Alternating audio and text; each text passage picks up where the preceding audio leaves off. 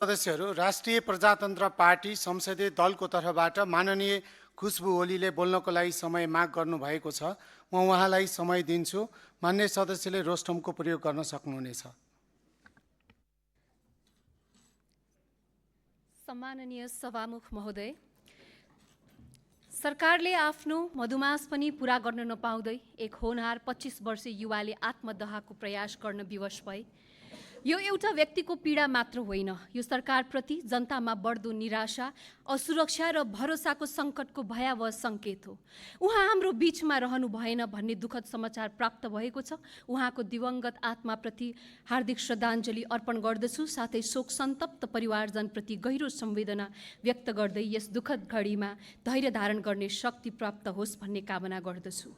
सरकारले आशा बाँड्ने बाचा गरेको थियो, तर जनतामा निराशामा बाँच्न बाध्य भएको एउटा उदाहरण हो यो। सङ्घर्ष गरेर पठाउ चलाउँदै जीवन धानिरहेको एक युवाले आफ्नै शरीरमा आगो लगाउँदै मृत्युवरणसम्म पुग्नु कुनै व्यक्तिगत असफलता होइन, यो राज्य र सरकारको संवेदनशीलता तथा जिम्मेवारीमाथिको गम्भीर प्रश्न हो। सरकारले सुशासन र समृद्धिको नाममा शासकीय सुधारका 100 कार्यसूची सार्वजनिक गरेको थियो। 100 दिन पुगेपछि 87% प्रगति भएको दाबी पनि गर्यो। तर प्रश्न, यदि प्रगति 87% भएको थियो भने जनताको जीवनमा त्यो प्रगति किन महसुस भइरहेको छैन? किन आशाको ठाउँमा भय निराशा फैलिरहेको छ? यो निराशाको नैतिक जिम्मेवारी यो सरकारले लिनुपर्छ कि पर्दैन? हालका प्रधानमन्त्रीज्यूले आफू मेयर हुँदा प्रेम आचार्यले आत्मदाह गर्दा उहाँले भन्नुभएको थियो, त्यो आत्मदाहका धेरै कारण र सङ्केतहरू होलान्, तर सबैभन्दा ठुलो कारण राज्य हो। कि आज उहाँले नेतृत्व गरेको राज्य अलग्गै भएको हो? आजको नैतिक जिम्मेवारी उहाँले स्वीकार्ने कि नस्वीकार्ने? मेरो प्रत्यक्ष प्रश्न प्रधानमन्त्रीज्यूलाई।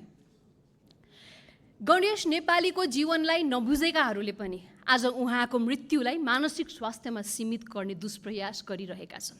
जब जब यो सरकारसँग जवाफ हुँदैन, उसले सत्य होइन कथा रच्न थाल्छ। म यसमा खेद प्रकट गर्न चाहन्छु। हामीले यो पनि सुन्यौँ, गृहमन्त्रीज्यूले राति प्रयास गर्नुभयो गणेश नेपालीलाई भारत लैजाने, तर उनको ज्यानले धान्न सकेन। दुःख लाग्छ। प्रेम आचार्यको आत्मदाहपछि हाम्रै दलहरू यही सदनमा थिए। तपाईँ हामीहरू धेरैजना यहीँ थियौँ होला, म सडकमा थिएँ। त्यति बेला पनि यस्तै किसिमको होडबाजी थियो, संवेदना दिने सदनमा मिडियाबाजी गर्ने बाहिर। तर के भयो त त्यस पश्चात?